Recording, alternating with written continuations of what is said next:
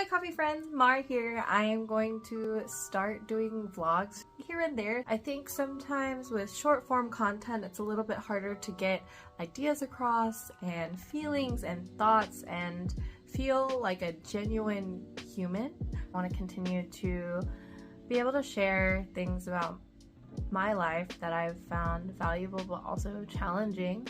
And what better way to do that than through vlogs? First one that I'm starting out with is my reflection of 2023. It's a really big year for me, both in good ways and in bad ways. So it's hard to distill into different just limitations.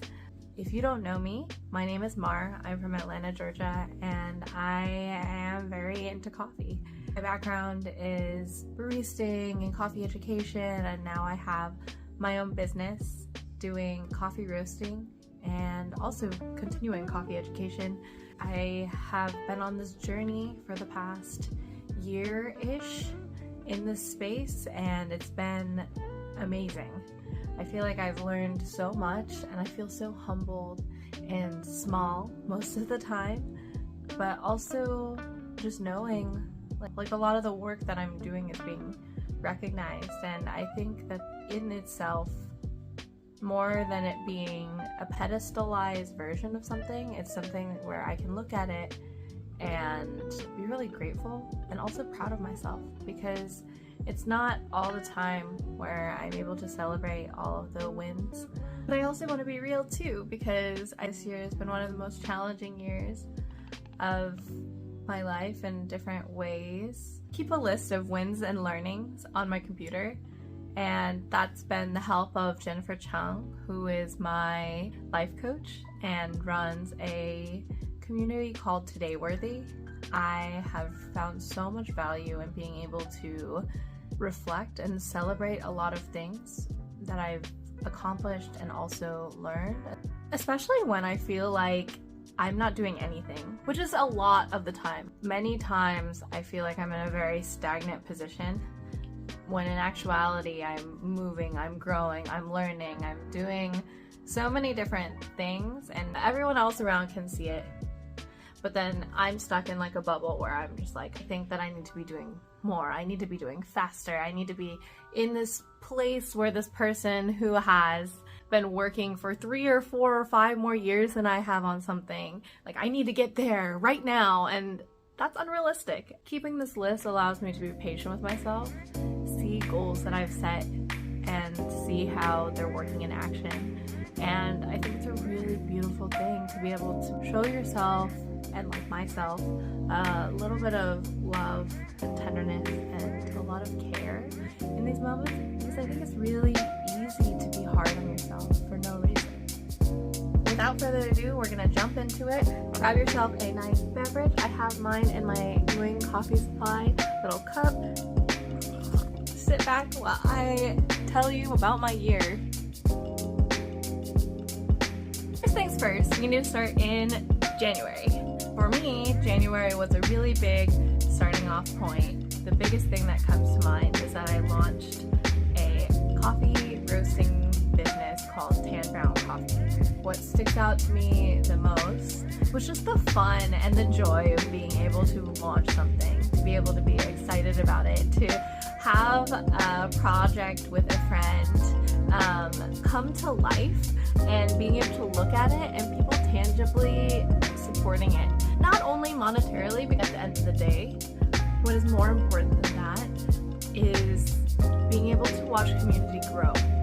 How no one is an island, and we all really need each other, we need community, we need all these things to come together in order to just thrive and be able to build things together. So in January of 2022, I launched Tan Brown Coffee with my friend and co-founder Ethan Darla, and it's the biggest thing that happened in 2022. Challenges that have come along with that is finances. Launching a business is not inexpensive, though we were very fortunate to not have too many startup costs. I had coffee that was left over from a project, and I was very gracious that we had the opportunity to use that to then jump off into the new year for Tan Brown. We were able to have a coffee to use. We were able to start growing this thing from the ground up, graphic designing myself and having done the website, and so I didn't spend very much money there either. I spent a lot of time though, I will say. I'm really proud of what we came up with, and I'm really proud of the fact that we even just started. I think something that I realized from beginning a project is I have so much fear that it's not going to be good enough, that it's not going to be perceived well by people, that it's not going to be, I'm just going to get a ton of negative feedback, and I think it bars me from starting things and just doing it. 2022 was kind of a year of just do it, and I want to take that same energy into this next year. February of 2022, a really big marker was that it was just Tan Brown Coffee's second month, and we were able to make it through everything. In February, had a virtual call for kind of an organization. It's kind of a community like thing called Coffee Asians. It was nice to see a lot of people's faces again and see how everyone was doing in the new year and just catch up. I don't remember what happened in March, honestly. I think I was having a lot of hard times at work at that point, and I was skirting in between a lot of stressors that were happening then and there, and also putting together more administrative things, organizing my life basically. So what I can tell from March is that March was kind of a shit show, for lack of better word. We did do a virtual cupping for Coffee Asians, which is really cool. I really hope that we do more of those in next year. March was kind of like slower because we were preparing so heavily for April, which was a wild month for me personally. But April was a month of Coffee Expo. Woo! If you don't know what that is, it's a really big trade show for the specialty coffee industry. Professionals from all over the world gather in a city to be able to, there are competitions there are ways to connect and network, and also just reconnect with people who you haven't seen in a while. So it was the first time that I had the chance to go to Expo. It was in Boston this past year, and I feel like I was able to learn a lot. I was able to learn a lot, and I was able to experience so many things that I had never thought that I would experience. My coffee had only been out in the world for 3 months or so, or less than 3 months, and it was already at SCA Expo. My coffee was at 2 booths the very first year of Expo. My mind was whew. Also during that time, we had the very first ever Asian coffee meetup in real life. There were so many people who were just connected or had known each other through the industry at different points, but there was never a big event where we all could come together.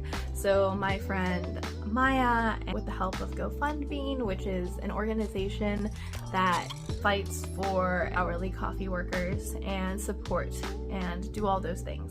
So GoFundMe and Maya helped put together this event with Coffee Asians to have the very first Asian coffee meetup at Boston Expo. There were around 80 people there, and it was such a filling experience to say the least.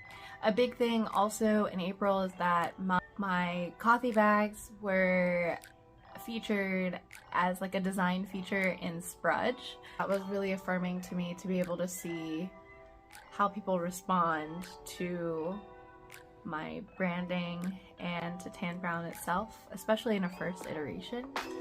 In April, we had a pop-up with local AAPI activists and organizers, and I think it was really cool to be able to see food and drink and art come together, really celebrate with people who I've known in different ways from different spheres of life.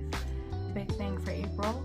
which was a turning point for something that became really challenging throughout the year because I thought that I had another job lined up, because even though I started my own business, it does not mean that I'm making money for it personally. I had something lined up, so I put in a 1-month notice at my job. It was a decision that I made, and it was better for my mental health at that time. May, I left my job. It was some of the best and maybe worst decision that I've made in a while.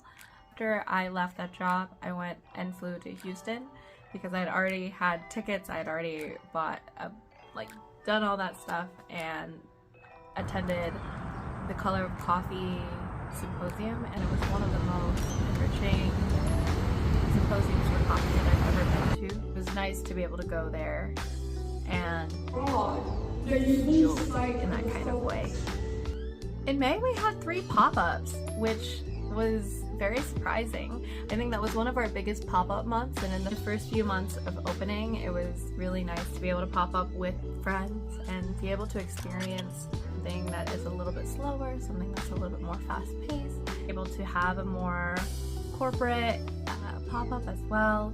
I think what I've learned from pop-ups is not only are they really good ways to showcase product without a standalone location, they're also some of the best ways to connect with community. I was also given the chance to speak on a panel of what it looks like to be Asian in coffee through Intelligentsia, which was really cool because it was a coffee company that the past shop that I was at was using. So it was really nice to see a full circle moment where I was able to be a leader in a space where I had used the product and seen how it works, and it was nice to be able to do that. Now we're in June to speak on 2 other panels at a coffee fest in Chicago. There was another Asian coffee panel moderated by one of my dear friends, Laura.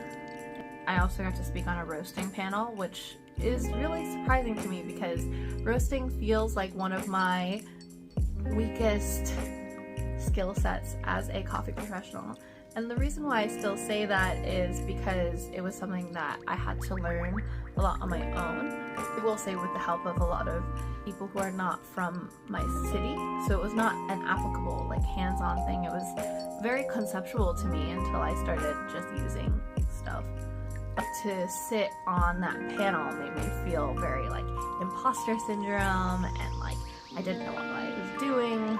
It was nice because I was able to learn so much from everyone in that room, seeing where people are at different points of their careers, whether they've been doing this for a really long time or if they're just starting out. It was a joy to be there and speak and be able to talk about coffee with people who get it. I was also asked to be on my first podcast episode. I just never thought that would be possible. In June, my coffee was featured at 2 other booths at that trade show.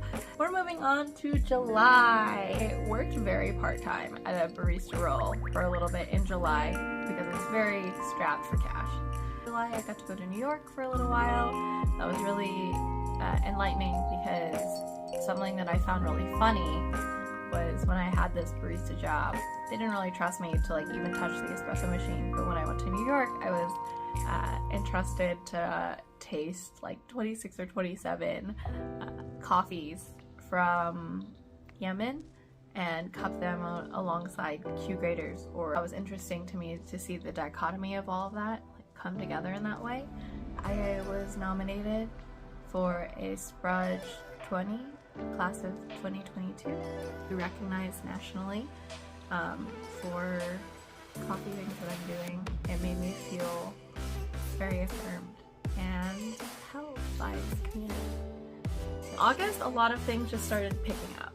So we had our first panel that was hosted here in Atlanta for Atlanta Coffee Alliance, and that was really nice to see this whole spread of coffee professionals being able to speak about their experiences in coffee and what we need in the industry moving forward. I also dyed my hair in August. My friend Mira did a roulette situation where I chose like this kind of blindly, and it came out to be really cool. It's something that I would have never ever chosen to do in my life, but it has come to be my melting skills here, and I really love it, and I feel like it actually really represents my personality in a lot of ways. I also recorded 2 more podcasts with people, which was, I just don't know, it was so wild to me. I had more conversations about putting my coffees into different retail locations and stores, and just doing all of those, you know, businessy things. The second half of my year became like bigger and bigger and bigger, and I was like, September, I started to work more heavily out of the co-roasting space that we're a part of. We call it the R, or Coffee at the R, short for Coffee at the Roastery. And it is a collective of 4 different businesses in Atlanta, all owned and operated by people who hold historically marginalized identities. Like, dove headfirst into that during September and had a big admin day, had a lot of planning, revamped the website, did all of those types of things to keep it going. I also had the project that I was talking about before that we did a podcast for called Matchbook Coffee Project.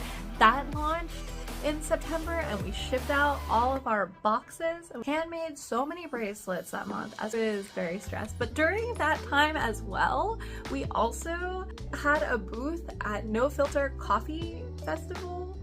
I just remember that week I did not sleep, and I don't think I recovered from that week ever.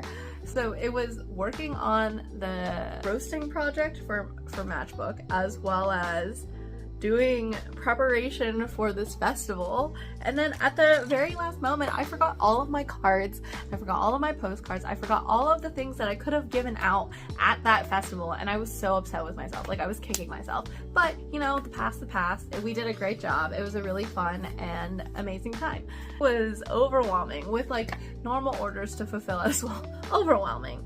The podcast that I recorded with Umeko also went live. Biggest thing that I learned was to have the audacity to dream.